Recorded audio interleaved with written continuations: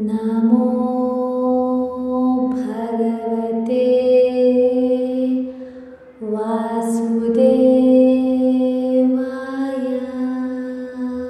ಭಯ, ಸಂಕಟ, ದುಃಖದ ಸಮಯದಲ್ಲಿ ಮತ್ತು ಮೋಕ್ಷದ ಅಭಿಲಾಷೆಯಿಂದ ಮುಕ್ಕೋಟಿ ಏಕಾದಶಿ ದಿನವಾದಂತಹ ಇಂದು ಆದಿಮೂಲವಾದಂತಹ ಸರ್ವವ್ಯಾಪ್ತಿಯಾದಂತಹ ಮಹಾವಿಷ್ಣುವಿಗೆ ನಮಸ್ಕರಿಸಿ ಪೂಜಾ ವಿಧಾನ ಮತ್ತು ಭಕ್ತಿಯಿಂದ ಹೇಗೆ ಆಚರಿಸಬೇಕು ಎನ್ನುವುದನ್ನು ಈ ವಿಡಿಯೋದಲ್ಲಿ ನೋಡೋಣ. ಪಾಪ ನಿವಾರಣೆ, ಭಕ್ತಿಯ ವೃದ್ಧಿ, ಮನಸ್ಸಿಗೆ ಶಾಂತಿ, ನೆಮ್ಮದಿ ಮತ್ತು ಮೋಕ್ಷದ ಸಾಧನೆಗಾಗಿ ಈ ವೈಕುಂಠ ಏಕಾದಶಿ ಅಥವಾ ಮುಕ್ಕೋಟಿ ಏಕಾದಶಿಯನ್ನು ಶ್ರದ್ಧಾ ಭಕ್ತಿಗಳಿಂದ ವ್ರತಗಳ ಮೂಲಕ ಅಥವಾ ವಿಷ್ಣುವಿನ ನಾಮದ ಜಪದ ಪಾರಾಯಣದ ಮೂಲಕ ಆಚರಿಸಬೇಕು. ವಿಷ್ಣುವಿಗೆ ಪ್ರಿಯವಾದಂತಹ ವಿಷ್ಣುವಿನ ಸರಳ ಮಂತ್ರಗಳನ್ನು ಹೇಳಿದರೂ ಕೂಡ ವಿಷ್ಣುವಿನ ಕೃಪೆಗೆ ನಾವು ಪಾತ್ರರಾಗುತ್ತೇವೆ. ಮನೆಯಲ್ಲಿ ಸರಳವಾಗಿ ಸುಲಭವಾಗಿ ನಾವು ಹೇಗೆ ಆಚರಣೆ ಮಾಡಬಹುದು, ಹೇಗೆ ವ್ರತವನ್ನು ಮಾಡಬಹುದು ಅನ್ನೋದನ್ನು ಈ ವಿಡಿಯೋದಲ್ಲಿ ನೋಡೋಣ.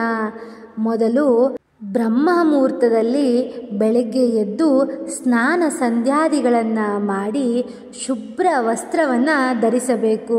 ಮನಸ್ಸಿನಲ್ಲಿ ಮುಕ್ಕೋಟಿ ಏಕಾದಶಿ ವ್ರತವನ್ನು ನಾನು ಮಾಡ್ತಾ ಇದ್ದೇನೆ ಅಂತ ಅಂದುಕೊಳ್ಬೇಕು. ತದನಂತರ ವಿಷ್ಣುವಿನ ಚಿತ್ರ ಅಥವಾ ವಿಗ್ರಹದ ಮುಂದೆ ತುಳಸಿಯ ಅರ್ಚನೆ, ದೀಪ ಬೆಳಗಿಸೋದು, ಧೂಪ ದೀಪ ಮಾಡಿ ನೈವೇದ್ಯವನ್ನು ಮಾಡೋದು, ದೇವರಿಗೆ ಹಣ್ಣು ಹಾಲು ಪಾನಕವನ್ನು ನೈವೇದ್ಯವನ್ನಾಗಿ ಅರ್ಪಿಸೋದು ಸರ್ವಶ್ರೇಷ್ಠವಾಗಿರುತ್ತೆ. ತದನಂತರ ಓಂ ನಮೋ ನಾರಾಯಣಾಯ ಅಥವಾ ಓಂ ನಮೋ ಭಗವತೆ ವಾಸುದೇವಾಯ ಎನ್ನುವಂತಹ ವಿಷ್ಣುವಿನ ಅತ್ಯಂತ ಪ್ರಿಯ ಮಂತ್ರಗಳನ್ನು 11 ಬಾರಿ, 21 ಬಾರಿ ಅಥವಾ 108 ಬಾರಿ ಜಪಿಸಬೇಕು. ತದನಂತರ ಗಜೇಂದ್ರ ಮೋಕ್ಷದ ಕತೆ ಕೇಳುವುದು ಅಥವಾ ಓದುವುದನ್ನು ಮಾಡಬೇಕು. ಇಲ್ಲವಾದರೆ ವಿಷ್ಣು ಸಹಸ್ರನಾಮವನ್ನು ಸರಳವಾಗಿ ಸ್ಮರಣೆಯನ್ನು ಮಾಡ್ಕೋಬೇಕು. ನಿರ್ಜಲ ಉಪವಾಸ ಮಾಡುವ ಮನಸ್ಸು ಶಕ್ತಿ ಇದ್ದವರು ನಿರ್ಜಲ ಉಪವಾಸವನ್ನು ಮಾಡಬೇಕು. ಅಂದರೆ ನೀರು ಕುಡಿಯದೆ ಉಪವಾಸವನ್ನು ಮಾಡಬೇಕು. ಶಕ್ತಿ ಇಲ್ಲದವರು ಹಾಲು ಹಣ್ಣು ನೀರನ್ನು ಸೇವಿಸ್ಬೋದು. ಅದಕ್ಕೂ ಶಕ್ತಿ ಇಲ್ಲದವರು ಕಠಿಣವಾಗಿ ಉಪವಾಸ ಮಾಡಬೇಕು ಅಂತ ಇಲ್ಲ. ಆರೋಗ್ಯ ಸಮಸ್ಯೆ ಇದ್ದವರು ಸರಳವಾಗಿ ಈರುಳ್ಳಿ ಬೆಳ್ಳುಳ್ಳಿ ರಹಿತವಾದಂತಹ ಸಾತ್ವಿಕ ಆಹಾರವನ್ನು ಸೇವಿಸುವುದರ ಮೂಲಕ ಉಪವಾಸವನ್ನು ಮಾಡಬಹುದು. ಸತ್ಯ, ಶಾಂತಿ, ಸಂಯಮದಿಂದ ವರ್ತಿಸೋದು, ಕೆಟ್ಟ ಮಾತು ಅಥವಾ ಜಗಳಗಳನ್ನು ಆಡದೇ ಇರೋದು, ಸಾಧ್ಯವಾದರೆ ದಾನ ಧರ್ಮಗಳನ್ನು ಮಾಡೋದು ಅತ್ಯಂತ ಶ್ರೇಯಸ್ಕರ. ವೈಕುಂಠ ಏಕಾದಶಿಯ ದಿನ ನೈವೇದ್ಯಕ್ಕೆ ಸಕ್ಕರೆ, ಬಾಳೆಹಣ್ಣು ಸೇರಿದಂತಹ ಪಂಚಾಮೃತವನ್ನು ಇಡಬೇಕು. ಇದರಿಂದ ಅನೇಕ ಲಾಭಗಳಿವೆ. ಇಂದು ಬ್ರಾಹ್ಮಣರಿಗೆ ಊಟವನ್ನು ಹಾಕಿ ಅವರನ್ನು ಸಂತೃಪ್ತಿಪಡಿಸಬೇಕು. ಒಬ್ಬ ಬ್ರಾಹ್ಮಣರಿಗೆ ಊಟ ಹಾಕಿದ ಪುಣ್ಯವು 1,00,000 ಬ್ರಾಹ್ಮಣರಿಗೆ ಹಾಕಿದಷ್ಟು ಈ ದಿನ ಫಲ ಕೊಡುತ್ತೆ. ವೈಕುಂಠ ಏಕಾದಶಿಯ ದಿನ ಹಿಟ್ಟಿನ ದೀಪ ಬೆಳಗಿದರೆ ಪುಣ್ಯವು ದುಪ್ಪಟ್ಟಾಗುತ್ತದೆ, ಫಲ ಸಿಗುತ್ತದೆ ಅಂತ ಹೇಳಲಾಗುತ್ತೆ. ಅದು ಸಾಧ್ಯವಿಲ್ಲ ಅಂತ ಆದರೆ ಮಣ್ಣಿನ ದೀಪಗಳನ್ನು ಬೆಳಗಿಸಿ ಪ್ರತಿಯೊಂದಕ್ಕೂ 5 ಬತ್ತಿಗಳನ್ನು ಸೇರಿಸಿ ದೀಪವನ್ನು ಬೆಳಗಬೇಕು. ಶ್ರೇಷ್ಠ ದೀಪಕ್ಕೆ ಅರಶಿನ ಕುಂಕುಮದ ಬೊಟ್ಟನ್ನು ಇಟ್ಟು ಶುದ್ಧ ಹಸುವಿನ ತುಪ್ಪದಿಂದ ದೀಪಾರಾಧನೆ ಮಾಡಬೇಕು. ಇನ್ನು ಹಿಟ್ಟಿನ ದೀಪಾರಾಧನೆಯೇ ಮಾಡುವವರು 5 ಅಥವಾ 7 ದೀಪಗಳನ್ನು ಬೆಳಗಿಸಿದರೆ ಶ್ರೇಷ್ಠವಾಗಿರುತ್ತೆ.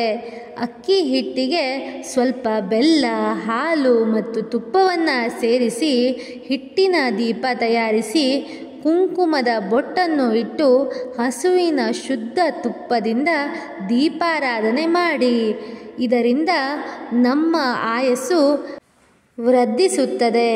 ಯಾವುದೇ ದೀಪಾರಾಧನೆ ಮಾಡಿದರೂ ದೀಪ ಹಚ್ಚುವ ಜಾಗವನ್ನು ಶುದ್ಧವಾಗಿಸಿ ಅದರ ಮೇಲೆ ರಂಗೋಲಿಯನ್ನು ಹಾಕಿ ಅರಶಿನ ಕುಂಕುಮ ಹಾಕಿ ಹಾಳೆಯ ತಟ್ಟೆಯನ್ನು ಇಟ್ಟು ಅದರ ಮೇಲೆ ಅಕ್ಕಿಯನ್ನು ಹಾಕಬೇಕು. ಶ್ರೀ ಅಥವಾ ಸ್ವಸ್ತಿಕ್ ಅಥವಾ ಓಂ ಅಂತ ಬರೆದು ಅದರ ಮೇಲೆ ದೀಪವನ್ನು ಇಟ್ಟು ದೀಪದ ಅಕ್ಕಪಕ್ಕದಲ್ಲಿ ಹೂವಿನಿಂದ ಅಲಂಕಾರವನ್ನು ಮಾಡಬೇಕು. ದೀಪದ ಸುತ್ತಲೂ ಗೆಜ್ಜೆಯ ವಸ್ತ್ರವನ್ನು ಇಟ್ಟು 2 ವೀಳ್ಯದೆಲೆ, 2 ಬಾಳೆಹಣ್ಣು, ಅಡಿಕೆ, ದಕ್ಷಿಣೆ ನಿಮ್ಮ ಅನುಕೂಲಕ್ಕೆ ತಕ್ಕಂತೆ ದೀಪವನ್ನು ಇಡಬೇಕು. ಅಗರಬತ್ತಿ ಅಥವಾ ಊದುಬತ್ತಿಯನ್ನು ಇಟ್ಟು ತುಪ್ಪದ ಬತ್ತಿಯಿಂದ ದೀಪವನ್ನು ಬೆಳಗಿ ಪ್ರತಿ ದೀಪಕ್ಕೂ ಆರತಿ ಮಾಡಿ ಪೂಜಿಸಬೇಕು. ಈ ದಿನ ಭಗವದ್ಗೀತೆ, ವಿಷ್ಣು ಸಹಸ್ರನಾಮ ಪಠಿಸುವುದರಿಂದ ಅಥವಾ ಕೇಳುವುದರಿಂದ ಒಳ್ಳೆಯ ಫಲ ಪ್ರಾಪ್ತಿಯಾಗುತ್ತೆ. ಅದ್ಯಾವುದು ಮಾಡೋದಕ್ಕೆ ಸಾಧ್ಯವಾಗದೇ ಇದ್ದರೆ ಓಂ ನಮೋ ಭಗವತೆ ವಾಸುದೇವಾಯ ಎನ್ನುವಂತಹ ವಿಷ್ಣುವಿನ ಚಮತ್ಕಾರಿ ಮಂತ್ರವನ್ನು 108 ಬಾರಿ ಕೂಡ ಜಪಿಸಬಹುದು. ಈ ವ್ರತದ ಫಲವಾಗಿ ಪಾಪವು ನಿವಾರಣೆಯಾಗತ್ತೆ, ಮನಸ್ಸಿಗೆ ಶಾಂತಿ ಸಿಗತ್ತೆ, ನಮ್ಮಲ್ಲಿರುವ ಭಕ್ತಿಯು ವೃದ್ಧಿಸುತ್ತೆ, ಮೋಕ್ಷದ ದಾರಿಯತ್ತ ನಮ್ಮ ಹೆಜ್ಜೆ ಸಾಗುತ್ತದೆ. ಮುಕ್ಕೋಟಿ ಏಕಾದಶಿ ವ್ರತದಲ್ಲಿ ಕಠಿಣವಾದಂತಹ ನಿಯಮಕ್ಕಿಂತ ಶುದ್ಧ ಮನಸ್ಸು ಮತ್ತು ಶರಣಾಗತಿಯೇ ಮುಖ್ಯವಾಗಿರುತ್ತೆ. ತದನಂತರ ಮಾರನೆಯ ದಿನ ಅಂದರೆ ಏಕಾದಶಿಯ ಮಾರನೇ ದಿನ ದ್ವಾದಶಿ. ಆ ದಿನ ಬೆಳಿಗ್ಗೆ ಸ್ನಾನವನ್ನು ಮಾಡಿ ವಿಷ್ಣುವನ್ನು ಪೂಜಿಸಿ ತದನಂತರ ಬ್ರಾಹ್ಮಣರಿಗೆ ಮತ್ತು ಅಗತ್ಯವಿರುವವರಿಗೆ ದಾನ ಧರ್ಮವನ್ನು ಮಾಡಬೇಕು. ನಂತರ ವ್ರತ ಪಾರಣೆ ಮಾಡಬೇಕು. ವ್ರತ ಪಾರಣೆ ಅಂದರೆ ಉಪವಾಸದ ಮುಕ್ತಾಯ. ಮಾರನೇ ದಿನ ದೇವರ ಪೂಜೆಯ ನಂತರ ಉಪವಾಸವನ್ನು ಮುರಿಬೇಕು. ಮೊದಲೇ ಉಪವಾಸವನ್ನು ಮುರಿಯೋ ಹಾಗಿಲ್ಲ. ಏಕಾದಶಿಯ ದಿನ ಉಪವಾಸವನ್ನು ಮುರಿಯೋ ಹಾಗಿಲ್ಲ. ಈಗ ಕೆಲವೊಬ್ಬರು ಸಂಕಷ್ಟಿ ದಿನ ಸಾಯಂಕಾಲ ಚಂದ್ರೋದಯ ಆದಮೇಲೆ ಉಪವಾಸವನ್ನು ಮುರಿತಾರೆ. ಆದರೆ ಏಕಾದಶಿಯ ಸಮಯದಲ್ಲಿ ಆ ಥರ ಮಾಡೋ ಹಾಗಿಲ್ಲ. ಏಕಾದಶಿಯ ಮಾರನೇ ದಿನ ದ್ವಾದಶಿಯಂದೇ ಉಪವಾಸವನ್ನು ಸಮಾಪ್ತಿಯಾಗಿಸಬೇಕು. ಈ ರೀತಿಯಾಗಿ ಭಕ್ತಿ ಶ್ರದ್ಧೆಯಿಂದ ಉಪವಾಸ ಮತ್ತು ವ್ರತಗಳನ್ನು ಆಚರಿಸಿದರೆ ಮಹಾವಿಷ್ಣುವಿನ ಸಂಪೂರ್ಣ ಅನುಗ್ರಹ ನಮ್ಮ ಮೇಲೆ ಬೀರುತ್ತೆ. ಇಂತಹ ಅನೇಕ ಧಾರ್ಮಿಕ ಮಾಹಿತಿಗಳು ಮಂತ್ರಗಳಿಗಾಗಿ ನನ್ನ ಚಾನೆಲ್ನ ಸಬ್ಸ್ಕ್ರೈಬ್ ಮಾಡಿಕೊಂಡು ಸದಾ ಫಾಲೋ ಮಾಡಿ. ಭಗವಂತನ ಆಶೀರ್ವಾದ ಸದಾ ನಿಮ್ಮೆಲ್ಲರ ಮೇಲಿರಲಿ. ಹರೇ ಕೃಷ್ಣ. ಓಂ ನಮೋ ನಾರಾಯಣಾಯ.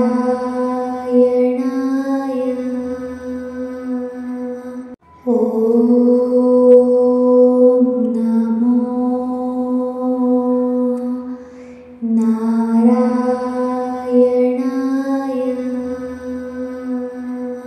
ಓಂ ನಮೋ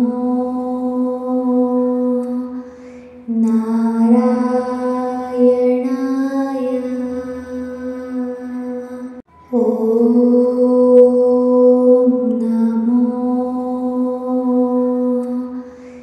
ಓಂ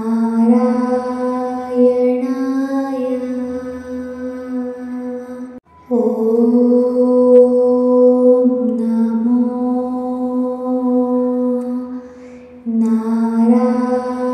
ನಾರಾಯಣಾಯ. ಓಂ ನಮೋ ನಾರಾಯಣಾಯ. ಓಂ ನಮೋ ನಾರಾಯಣಾಯ.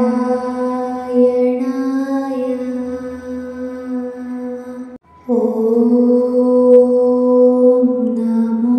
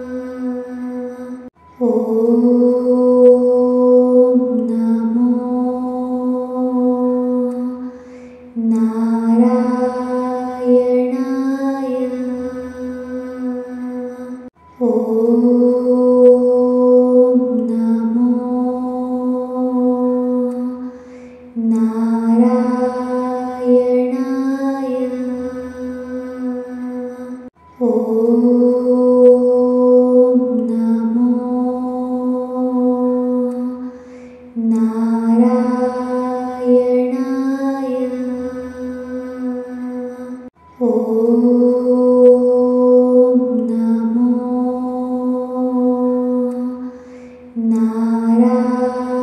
നാരായണായ. ഓം നമോ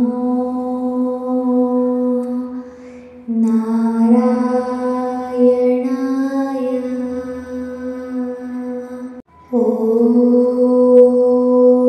നമോ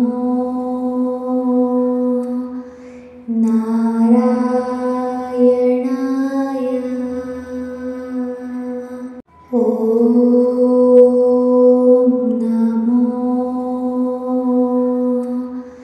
നാരായണായ.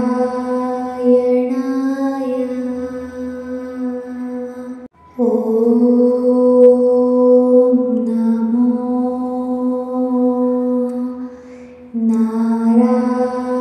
നാരായണായ. ഓം നമോ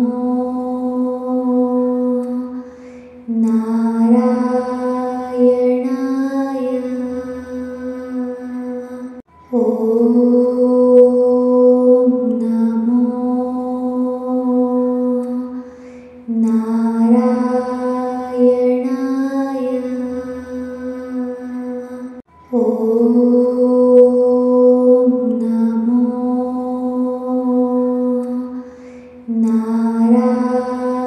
നാരായണായ.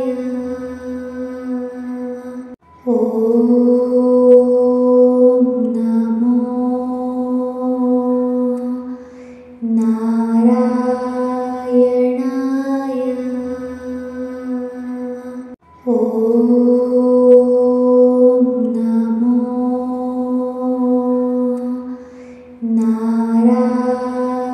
നാരായണായ. ഓം നമോ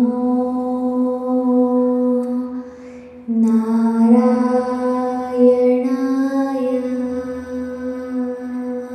ഓം നമോ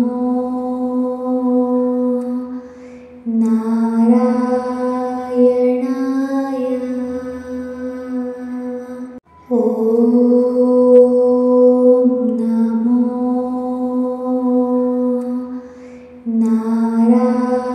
നാരായണായ.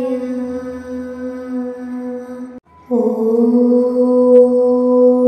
നമോ നാരായണായ.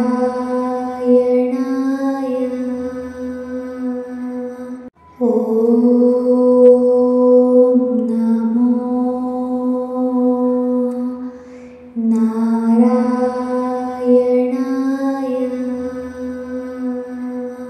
ഓം